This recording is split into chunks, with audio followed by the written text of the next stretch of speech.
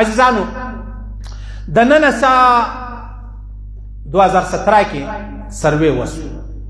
سروې چې وسوله په هغه کې په یو کال کې زموږ په وطن کې 10,000 ښځې چې دي هغه وغورځېدلې. 10,000 ښځې دا وغورځېدلې.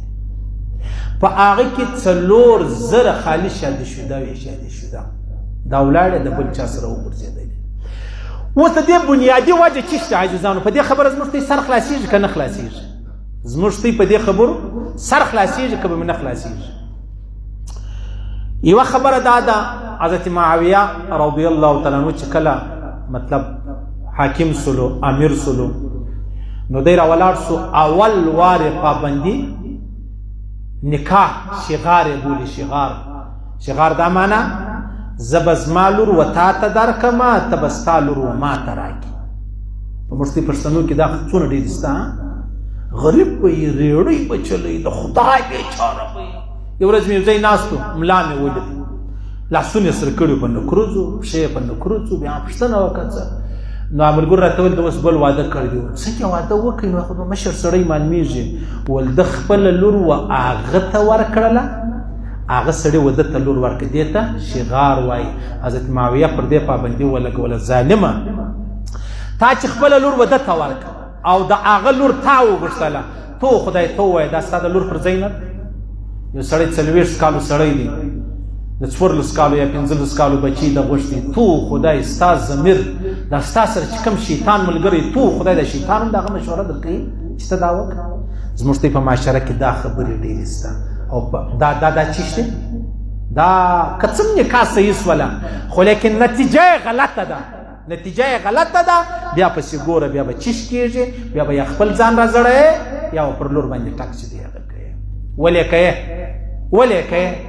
تا ته چا د دې خبرې اجازه درکړله؟ او حضرت عمر فاروق سبحان الله څونه عظیم شخص راولاړ سو، اعلان وکړئ ول تاسو به د خپل لور و بدرنګې سړي ته نه ورکوئ.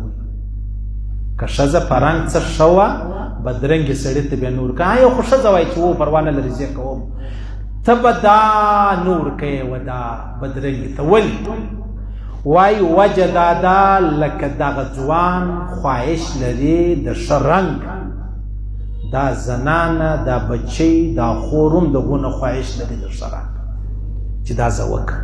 صحیح سلو زموږ د پښتنو یو خواته ځان غیرتمن بولي، زه په منځ کې خو دا ډېر لوی پیغور دی، په تې کې دا ډېر لوی پیغور دی. دا ولې نه دی درکې پیغور چې تا لور و چا ته ورکړه هغه و تا ته لور درکړه؟ دا نه و پیغور. تو خدای ته ووایه تا چې پر دا کوچني بچی باندې شال اچولی و، تا چې په موټر کې ورسره کښېنول هغه یې د پلار پر ځای و. تو خدای دا ستا ضمیر، دا ستا ایمان، دا ستا پښتو، دا ستا معاشره و تا ته اجازه درکوي؟ یا نو که دا بچی بیا وغورځېدل دی راولاړېږي، دا بچی پسې ګرځي، دا ولې؟ او په کار خو دا ده چې سړی دغه پلار د قصاب په چاړه باندې حلال کړي، حلال یې کا چې سبا خپله معصومه هغه کوچنی بچی دی ولې؟ نو در هغه دا په کار دا عجیز صاحب حلال کړه. ډېره ښه خبره ده، هېڅ پروا نه لري چې بل یې وژل د بل کور یې ورخرابوئ، د دغه ورخراب کړه.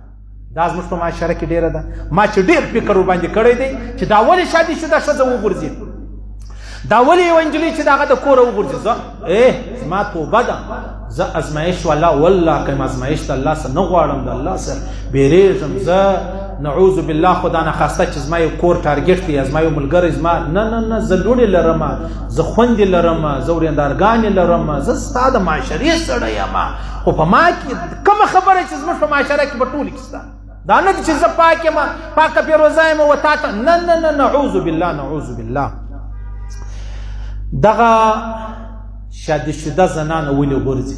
په هغه کې لویه بنیادي خبره دا ده چې پلار راولاړ سي دا انجلۍ و داسې چا ته ورکړي چې دغه سړی د دې انجلۍ خوښ نه مې دی خوښ، او پلار راولاړ سو په زور یې ورکړله. او دا څونه بده خبره ده. زموږ خلک دغه د لوره څه پوښتنه نه کوي چې زویه ته مه جنګ کوه، مور ته یې ووایه ته داسې خوښه دي ته کې خوښه و ښه خبره ده. که ولې کوې یاره ما ته یوه جوړه کپړې را جوړوې نو خو زما پر طبیعت مې را جوړوې، و ما ته یوه جوړه صدرۍ و کوټ راکوې چې وچو ګوټونه راکوې نو خو زما پر طبیعت مې راکوې یا ستا پښه 8 نمبر ده زه و تا ته 7 نمبر ستا پښه 8 نمبره ده زه 9 نمبره دا نه سره چلېدی شو نه چلیږي او دا ځای کې ته څنګه سره چلایې ولې چلایې نتیجه دې ویلې ده شادي شده بچانو والا د چا سره وګرځي دا غو نه زه ورته ته حال نسم ویلی چې زه مال کم کیسونه راځي کم کیسونه را روان